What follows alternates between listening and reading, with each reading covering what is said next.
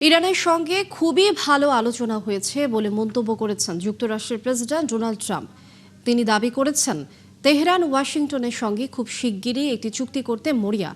এদিকে শুক্রবার ইরান ও যুক্তরাষ্ট্রের প্রতিনিধিদের আলোচনার পর ইরানের পররাষ্ট্রমন্ত্রী আব্বাস আরাকচিও জানিয়েছেন পরমাণু ইস্যুতে তেহরান ও ওয়াশিংটনের মধ্যে ইতিবাচক আলোচনা হয়েছে। এরই মধ্যে ইরানের চলমান অস্থিরতার কারণেই দেশটিতে থাকা মার্কিন নাগরিকদের দ্রুত দেশটি থেকে বেরিয়ে যাওয়ার নির্দেশ দেওয়া হয়েছে। সৃষ্টি ঘটকের রিপোর্ট। গত কয়েকদিন ধরে মধ্যপ্রাচ্যে ব্যাপক সামরিক শক্তি জড়ো করেছে যুক্তরাষ্ট্র। এরই মধ্যে শুক্রবার ওমানের রাজধানী মাস্কাটে আলোচনা হয়েছে ইরান ও যুক্তরাষ্ট্রের প্রতিনিধিদের মধ্যে। এই আলোচনার লক্ষ্য ছিল উত্তেজনা বৃদ্ধি আটকানো। বৈঠকটি খুবই ভালো হয়েছে বলে জানিয়েছেন মার্কিন প্রেসিডেন্ট ডোনাল্ড ট্রাম্প। ইরান নিয়ে আমাদের খুব ভালো আলোচনা হয়েছে, দেখে মনে হচ্ছে ইরান চুক্তি করতে মরিয়া। আমরা আগামী সপ্তাহে আবারও বৈঠকে বসতে যাচ্ছি। ওমানে যুক্তরাষ্ট্র ও ইরানের ঊর্ধ্বতন কর্মকর্তাদের আলোচনার পর একে শুভ সূচনা বলে অভিহিত করেছেন ইরানের পররাষ্ট্রমন্ত্রী আব্বাস আরাকচি। তিনি বলেন, আলোচনা থেকে ফল পেতে হলে হুমকি ও চাপ প্রয়োগ থেকে বিরত থাকতে হবে। বৈঠকের আলোচনা একান্তভাবেই পারমাণবিক বিষয় নিয়ে ছিল। দুই পক্ষের মধ্যে অনাস্থার আবহ ছিল, সেটিকে জয় করতে হবে। আর পরবর্তী দফায় সম্ভাব্য আলোচনার বিস্তারিত খুঁটিনাটির বিষয়ে পরে সিদ্ধান্ত নেওয়া হবে।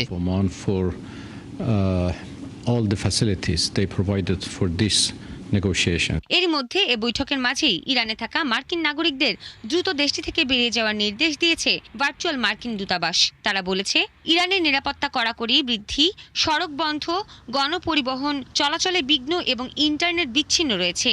দেশটির সরকার মোবাইল, ল্যান্ডলাইন এবং জাতীয় ইন্টারনেট সেবা গ্রহণে বিধিনিষেধ আরোপ অব্যাহত রেখেছে।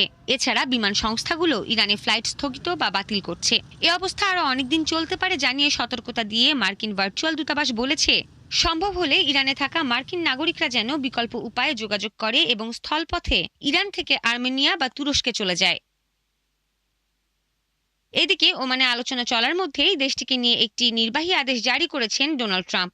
এর মাধ্যমে তেহরানের বিরুদ্ধে শাস্তিমূলক ব্যবস্থা নিয়েছেন তিনি। ট্রাম্প এই আদেশে বলেছেন, যেসব দেশ ইরান থেকে পণ্য কিনবে সেসব দেশের পণ্যে যুক্তরাষ্ট্র সেকেন্ডারি শুল্ক আরোপ করবে। সৃষ্টি ঘটক, ৭১। গাজা সিটিতে ভয়াবহ আকার ধারণ করেছে পানির সংকট। প্রধান পানির লাইন ও অভ্যন্তরীণ পাইপলাইন ক্ষতিগ্রস্ত হওয়ার বিশুদ্ধ পানির সুবিধা থেকে বঞ্চিত হচ্ছে শহরের প্রায় পুরো জনগোষ্ঠী। বিশেষ করে বাস্তুচ্যুত মানুষের দুর্ভোগ চরমে। বিশুদ্ধ পানির অভাবে প্রতিদিনই গাজাবাসীর জীবন হয়ে উঠছে আরও অনিশ্চিত। মানবিক সহায়তা না বাড়লে এই সংকট রূপ নিতে পারে ভয়াবহ বিপর্যয়ে। সৃষ্টি ঘটকের আরও একটি রিপোর্ট। তপ্ত রোদে তাঁবুতে আশ্রয় নেওয়া হাজারো বাস্তুচ্যুত মানুষ, চারিদিকে শুধু অপেক্ষা, কখন আসবে পানির ট্রাক। গাজা সিটিতে এখন বিশুদ্ধ পানি এক ভয়াবহ সংকটে পরিণত হয়েছে। পানি সংগ্রহের জন্য নারী শিশু সবাইকে দাঁড়িয়ে থাকতে হচ্ছে দীর্ঘ লাইনে। কেউ হাতে বোতল, কেউ ছোট পাত্র। এই সামান্য পানি এখন তাদের বেঁচে থাকার একমাত্র ভরসা। শহরে পানির ঘাটতি ৯০%-এরও বেশি। গাজা সিটিতে বাস্তুচ্যুত মানুষের সংখ্যা ১ মিলিয়নের বেশি হওয়ায় পরিস্থিতি আরও ভয়াবহ হয়েছে। বর্তমানে শহরের ৮৫%-এর বেশি এলাকা নিয়মিত পানির সংযোগ থেকে বঞ্চিত। ইসরায়েলি সামরিক অভিযানে প্রধান পানি সরবরাহ লাইন ও স্থানীয় পাইপলাইন ক্ষতিগ্রস্ত হওয়ায় মিউনিসিপাল কর্মীরা অনেক এলাকায় মেরামত কাজ করতেও পারছেন না। ফলে পুরো শহর এখন নির্ভর করছে অপর্যাপ্ত ও অনিয়মিত পানি সরবরাহকারী ট্রাকের ওপর। বাস্তুচ্যুত মোহাম্মদ আল হেসি বলেন, পানির অভাবে তারা চরম দুর্ভোগে আছেন। পানির অভাবে আর কতদিন থাকবো? ৫ দিনে মাত্র ১ বা ২ কাপ পানি পেয়েছি আমরা। ১ বা ২টি ট্রাক কখনোই এই বিশাল এলাকার জন্য যথেষ্ট নয়। কখনো ট্রাক থেকে গড়িয়ে পড়া পানি শিশুদের একমাত্র অবলম্বন। সে পানিতেই কেউ হাত ধোয়, কেউ তৃষ্ণা মেটায়। শিশুরা বোতল হাতে হেঁটে যায় এক জায়গা থেকে আরেক জায়গায় নিরাপদ পানির খোঁজে। রেডক্রস জানায়, মানুষের ঘরে সরাসরি পানি পৌঁছানো জরুরি। পানি ব্যবস্থার ক্ষতিগ্রস্ত পাইপ মেরামতের জন্য প্রয়োজনীয় উপকরণ গাজায় ঢুকতে দিতে হবে। আন্তর্জাতিক মানবাধিকার আইন অনুযায়ী গাজায় পানির প্রবেশাধিকার নিশ্চিত করার দায়িত্ব দখলদার শক্তি হিসেবে ইসরায়েলের। মানবিক সংস্থাগুলো সতর্ক করছে, এই সংকট দীর্ঘস্থায়ী হলে রোগ ছড়িয়ে পড়ার ঝুঁকি বাড়বে, পরিবেশ ও জনস্বাস্থ্যের ওপর পড়বে মারাত্মক প্রভাব। সৃষ্টি ঘটক, ৭১। পাকিস্তানের ইসলামাবাদে শিয়া মসজিদে আত্মঘাতী বোমা হামলার দায় স্বীকার করেছে জঙ্গি গোষ্ঠী ইসলামিক স্টেট আইএস। একই সাথে হামলাকারীর পরিচয় প্রকাশ করেছে গোষ্ঠীটি। নিজেদের টেলিগ্রাম চ্যানেলে দেয়া এক বিবৃতিতে জঙ্গি সংগঠনটি জানায়, হামলাকারী তারলাই জেলার কেন্দ্রীয় মসজিদটিতে পৌঁছালে নিরাপত্তারক্ষীরা তাকে আটকানোর চেষ্টা করে। এ সময় নিরাপত্তারক্ষীদের বাধার মুখে গুলি চালায় সে। পরে দুই পক্ষের মধ্যে গোলাগুলির এক পর্যায়ে মসজিদের ভেতরের গেটে পৌঁছে ভিড়ের মধ্যে বিস্ফোরণ ঘটায়। হামলাকারীর নাম সাইফুল্লাহ আল আনসারি বলে জানানো হয়েছে বিবৃতিতে। এদিকে পেশোয়ারে সন্দেহভাজন হামলাকারীর বাড়িতে অভিযান চালিয়ে নারীসহ ৩ জনকে আটক করেছে স্থানীয় পুলিশ। এর আগে ইসলামাবাদের খাদিজাতুল কুবরা মসজিদে জুমা নামাজের সময় আত্মঘাতী বোমা হামলায় অন্তত ৩২ জন নিহত হয়, আহত হয় ১৫০ শতাধিক।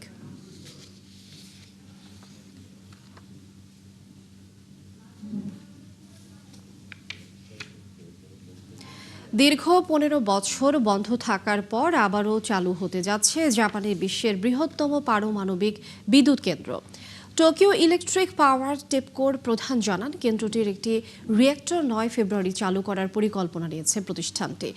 এর আগে গত ২১ জানুয়ারির রিঅ্যাক্টরটি চালু করার চেষ্টা করা হলেও সতর্ক সংকেত বেজে ওঠায় পরদিনই তা বন্ধ করে দেওয়া হয়েছিল। ২০১১ সালে ফুকুশিমা বিপর্যয়ের পর থেকে পারমাণবিক বিদ্যুৎ কেন্দ্রটি বন্ধ ছিল। কারিগরি ত্রুটির কারণে ওই অ্যালার্মটি বেজে উঠলেও পরীক্ষা নিরীক্ষা শেষে বর্তমানে রিঅ্যাক্টরটি অপারেশনের জন্য নিরাপদ বলে নিশ্চিত করেছে কর্তৃপক্ষ। বিদ্যুৎ কেন্দ্রটির বাণিজ্যিক উৎপাদন মূলত ১৮ মার্চ বা তার পরবর্তী সময় শুরু হবে বলে আশা করা হচ্ছে। গ্রিনল্যান্ডের প্রথম কনসুলেট খুলছে কানাডা ও ফ্রান্স। দেশ দুটি যুক্তরাষ্ট্রের প্রেসিডেন্ট ডোনাল্ড ট্রাম্পের গ্রিনল্যান্ড দখলের হুমকির পর ডেনমার্কের এই দ্বীপাঞ্চলটিতে প্রথম কনসুলেট খুলতে চলেছে। শুক্রবার আনুষ্ঠানিকভাবে কনসুলেট উদ্বোধন করতে গ্রিনল্যান্ডের রাজধানী নৌকে পৌঁছায় কানাডার ঊর্ধ্বতন কর্মকর্তাদের একটি প্রতিনিধি দল। এ দলে কানাডার গভর্নর জেনারেল মেরি সাইমন এবং পররাষ্ট্রমন্ত্রী অনিতা আনন্দ অংশ নেন। এ সময় গ্রিনল্যান্ডের মানুষের পাশে থাকার কথা জানান কানাডার গভর্নর জেনারেল মেরি সাইমন। তিনি আরও বলেন, গ্রিনল্যান্ডের মানুষ নিজেরাই নিজেদের ভবিষ্যৎ নির্ধারণ করবে। একই দিন ফরাসি কর্মকর্তাদের একটি দলও গ্রিনল্যান্ড সফরে গিয়ে কনসুলেট উদ্বোধন করেন।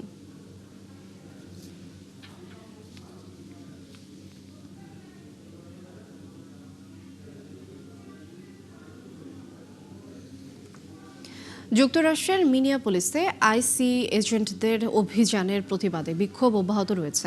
এই সময় ট্রাম্পের অভিবাসন বিরোধী কঠোর নীতির প্রতিবাদে জানান বিক্ষোভকারীরা। এদিকে মিনিয়াপোলিসে আইসি এজেন্টদের বিরুদ্ধে সংবিধান লঙ্ঘনের অভিযোগ করেছেন নিউ ইয়র্কের মেয়র জোহরান মামদানি। বিস্তারিত আরাফাত ইসলামের রিপোর্টে। যুক্তরাষ্ট্রের মিনিয়াপোলিসে চলমান বিক্ষোভে রাস্তায় নেমেছেন হাজারো মানুষ। ইমিগ্রেশন অ্যান্ড কাস্টমস এনফোর্সমেন্ট আইসির বিরুদ্ধে বিক্ষোভে বেশ কিছুদিন থেকেই উত্তাল শহরটি। অভিবাসন নীতির বিরুদ্ধে চলা সংকট অবসানের তেমন কোনো তৎপরতা দেখা যাচ্ছে না ট্রাম্প প্রশাসনের মধ্যে। শুক্রবার মিনিয়াপোলিসের ডাউনটাউন জুড়ে মিছিলে নামেন বিক্ষোভকারীরা। হাতে প্ল্যাকার্ড আর স্লোগানে উত্তাল হয়ে ওঠে মিনেসোটার সড়কগুলো। বিক্ষোভ চলাকালে গানে গানে প্রতিবাদ জানান অনেকে। পুরো এলাকা জুড়ে ছড়িয়ে পড়ে বিক্ষোভের আবহ। আন্দোলনকারীরা জানান, আইসির আতঙ্কে সেখানকার বাসিন্দা ও ব্যবসায়ীরা। মিনিয়াপোলিসে আইসির উপস্থিতি চান না তারা। মিনিয়াপলিসে ফেডারেল সরকারের এমন আচরণ কখনোই মেনে নেয়ার মতো নয়। তাদের কাজ ক্ষমার অযোগ্য, কারণ সবাই দেখাচ্ছে এখানে কি ঘটেছে।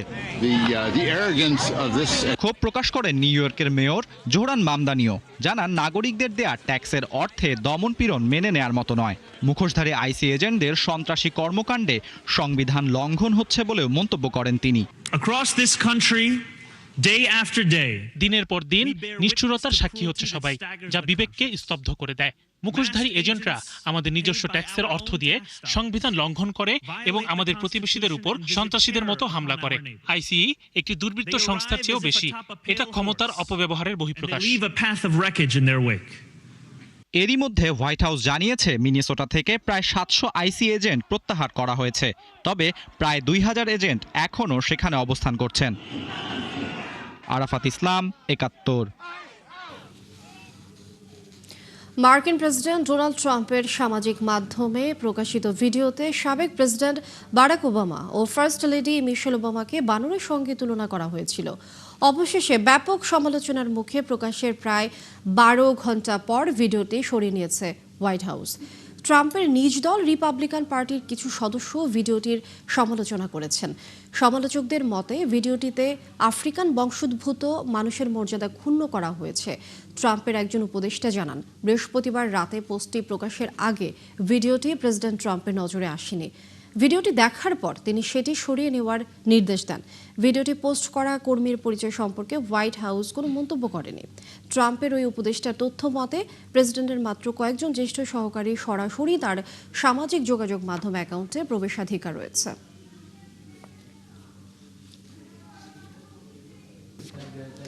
ইউরোপে আইবেরিয়ান দ্বীপ অঞ্চলে ভয়াবহ বন্যা দেখা দিয়েছে। শক্তিশালী ঝড় লিওনার্দোর প্রভাব এবং টানা বৃষ্টিতে স্পেন, পর্তুগাল ও মরক্কোতে বন্যার পানিতে তলিয়ে গেছে বিভিন্ন এলাকা। এর মধ্যে স্পেনের মালাগার বিমানবন্দর বন্ধ করা হয়েছে। রেড অ্যালার্ট জারি করা হয়েছে পর্তুগালে টেগাস নদীর তীরবর্তী অঞ্চলে। বিস্তারিত আরাফাত ইসলামের প্রতিবেদনে। শক্তিশালী শীতকালীন ঝড় লিওনার্দোর প্রভাব আর টানা বৃষ্টিতে সৃষ্ট বন্যায় বিপর্যস্ত ইউরোপের আইবেরিয়ান দ্বীপ অঞ্চল। সবচেয়ে বেশি প্রভাব পড়েছে স্পেন, পর্তুগাল ও মরক্কোতে। বন্যায় ব্যাহত হচ্ছে স্বাভাবিক জনজীবন। স্পেনের আন্দালুসিয়া অঞ্চলে বন্যা ক্ষতিগ্রস্তদের সরিয়ে নেওয়া হয়েছে। রেল যোগাযোগ বিচ্ছিন্ন হয়ে গেছে, বন্ধ মালাগার বিমানবন্দর। পানিবন্দী মানুষদের উদ্ধারে কাজ করছে উদ্ধারকারী দল। তবে বন্যার পানিতে সড়ক তলিয়ে যাওয়ায় কঠিন হয়ে পড়েছে উদ্ধার অভিযান। ভূমিধসের জন্য সরিয়ে নেওয়া হচ্ছে আমাদের। কর্তৃপক্ষ পরিস্থিতি পর্যবেক্ষণ করছে, আশা করি দ্রুতই সব ঠিক হবে। রেড অ্যালার্ট জারি করা হয়েছে পর্তুগালের টেগাস নদীর তীরবর্তী অঞ্চলে। সান্তারেম জেলা থেকে সরিয়ে নেওয়া হয়েছে বাসিন্দাদের। বন্যার পানিতে তলিয়ে গেছে বহু বাড়িঘর ও সড়ক। এরই মধ্যে দেশটির নৌবাহিনী অংশ নিয়েছে উদ্ধার অভিযানে। এ অবস্থায় আরও কয়েকদিন বৃষ্টির পূর্বাভাস দিয়েছে স্থানীয় আবহাওয়া অধিদপ্তর। আমি গায়ের জামা কাপড় ছাড়া কিছু নিয়ে বের হতে পারিনি। আলকাসারের লোকেরা খুব সহায়ক, খুব দয়ালু। আমাদের অপেক্ষা করতে হবে। হাজার হাজার মানুষের সাহায্যের প্রয়োজন। এদিকে কয়েক সপ্তাহের ভারী বৃষ্টিতে ভয়াবহ বন্যার কবলে পড়েছে মরক্কো। বেশি ভোগান্তিতে সিদি স্লিমান প্রদেশের উত্তর পশ্চিমাঞ্চলীয় শহর কাসারেল কেবির বাসিন্দারা। আরাফাত ইসলাম, ৭১।